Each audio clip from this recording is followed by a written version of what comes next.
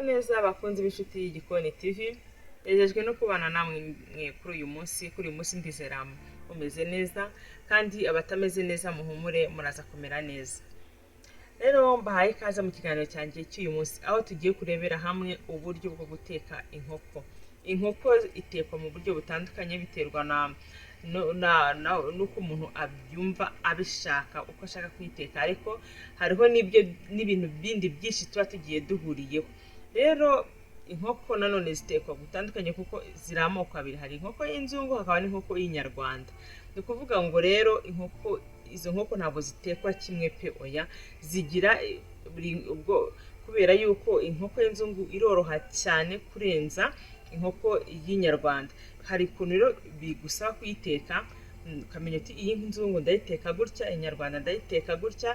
Yego, ubwo rero ubu ngubu ngiye kubereka inkoko ngiye guteka ni inyarwanda.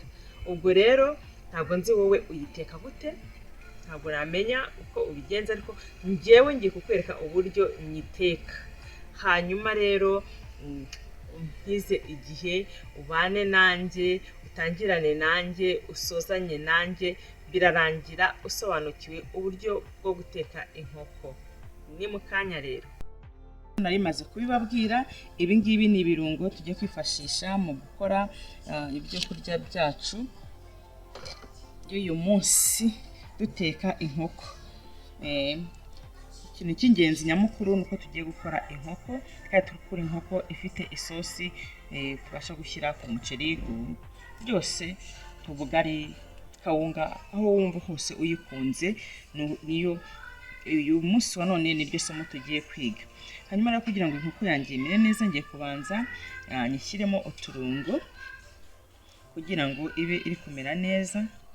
Aka ngaka bakita black pepper. Yego, nze nshyiremo ka black pepper. Yego, nyuma gushyiramo ka black pepper ndashyiramo akunyu,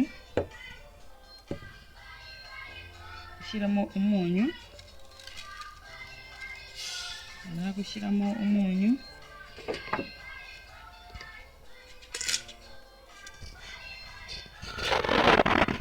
shyiramo chicken masala,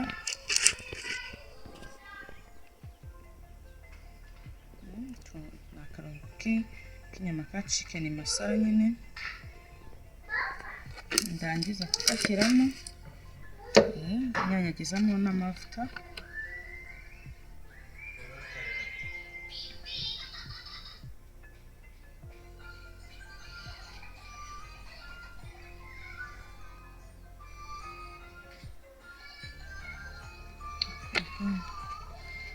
Hanyuma ashyiremo na ka soy sauce.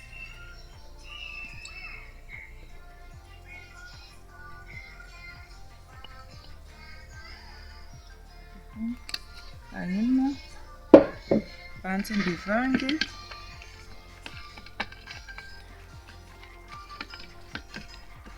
Iyi nkoko iyo uyikoze gutya pe iba iryoshye, kandi ibi tuba turi gukora kuko ubu ngiye kubanyeretse gatoya nk'iminota 30 kugira ngo ibi birungo ndi gushyiraho bikoremo neza kandi bikanatuma ishya vuba. Icyiza cy'ibi birungo tuba turimo dushyiraho kugira ngo cya mbere cyo byinjiremo neza, cya kabiri bitume yoroha mu gushya kwayo. Ibi ntabwo bigutindira mu gihe uri gukora inkoko rwose, nkuko abantu baba bibwira yuko inkoko itinda. Inkoko iri mu bintu bidatinda gushya pe. Ukabigira gutya, nta turungo twawe ukatwinjizamo neza cyane witonze, nta kikwirukansa. Iyi nkoko iba iryoshye bagenzi banjye, biryoshye pe bya siriyasi. Dore ko wabibwira umuntu akagira ngo arabeshya, iyi nkoko iba iryoshye rwose pe. Nawe nuteka inkoko uzabigerageze uzambwira. Yego, ubu ni gutya mbikoze. Ngiye guhita nyishyira ahantu iba nk'iminota 30, uturungo turimo tuyinjiramo. Ubundi niturangiza duhite tuyishyira mu mavuta turya inkoko yacu iryoshye pe. Ni gutya.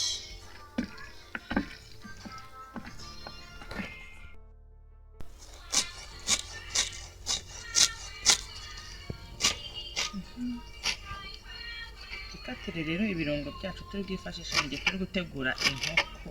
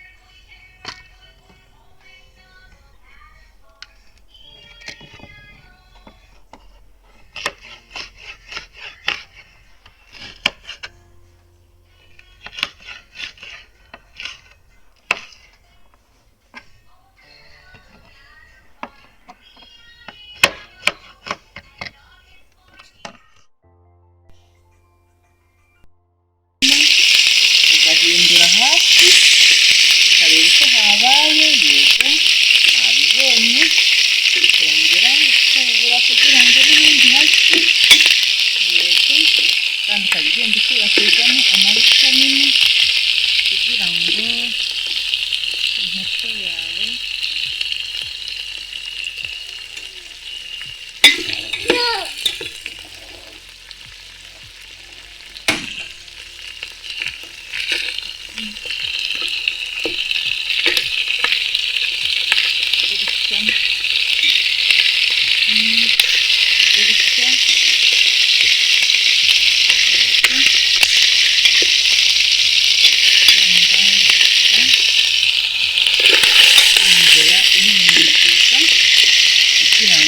impande zose zigende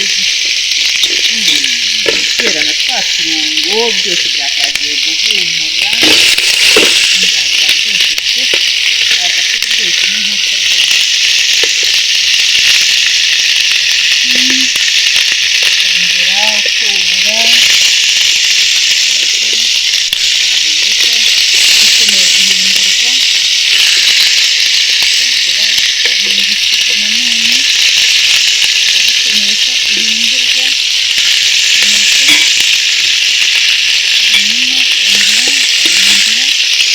njyewe rero nkunda guteka mpfundikiye, ngiye kuba mpfundikiyeho gakeya. Ahiye rwose, hanyuma ibisigaye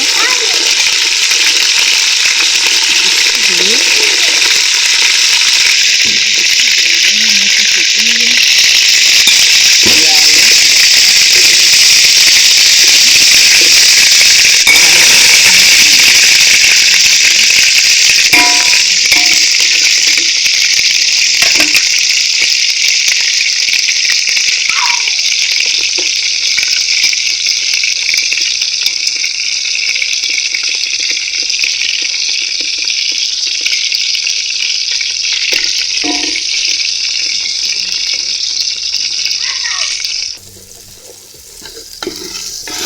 rero banze gukuramo inkoko yacu, bavuga bati ese kubera iki akuyemo inkoko? Njyewe ndi guteka inyama, ntabwo nifuza kuzikarangana n'ibirungo, ndaziteka zamara gushya abanza nkakuraho ibirungo kubera yuko bitwandikira mu mavuta. Ubwo rero niyo mpamvu usanga rwose n'amangini zikora neza mu mavuta nkazikuramo hanyuma nkazikorera isosi naho gukora isosi ntiyazongera nkazishyiramo nta kibazo ariko nawe uzabicunge uri gukora iyo umaze guteka inyama ugashyiramo n'ibirungo ndetse na kenshi birashwanyagurika kandi ntabwo ari byiza niyo mpamvu rero ngenda gutya ni bya birungo byose nagiye nkata byose nshyizemo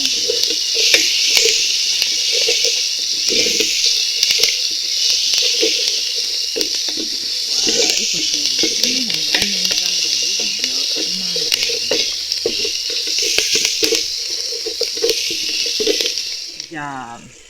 urabona igitunguru hari ukuntu kiremana cyangwa wareba n'izo pavuro ukabona ko hari impinduka mu uko wazishyizemo icyo gihe ukabona ko uko biri kose zirahiye kandi ntizihiye dushyiramo rwose inyanya yo gushiririza ngo uri gushaka ko bihindura irangi hoya uri kumarira intungamubiri zose mu mafu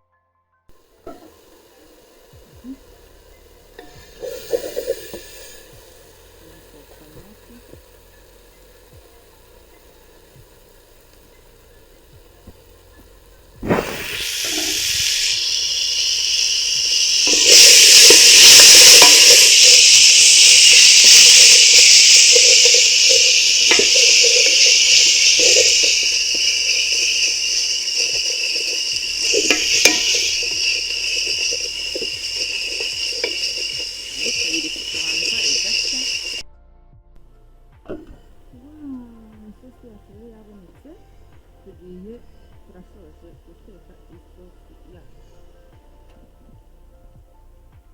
hanyuma tugiye gutegura ameza inkoko yacu neza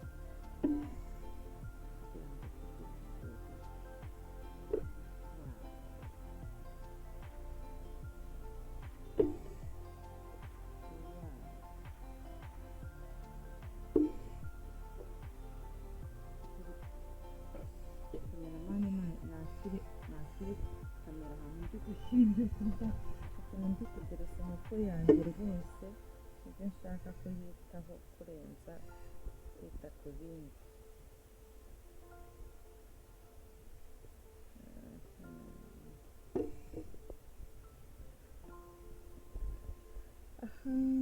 ifunguro ryacu ry'uyu munsi rero tukaba turisoreje ahangaha ahasigaye turyoherwe bakunzi banjye rero tubanye bwa mbere ntugende utakandi subscribe share like comment n'akazogera kugira ngo ibiganiro byacu ko bije bijye bihita bikugeraho ku gihe murakoze ndabakunda bye bye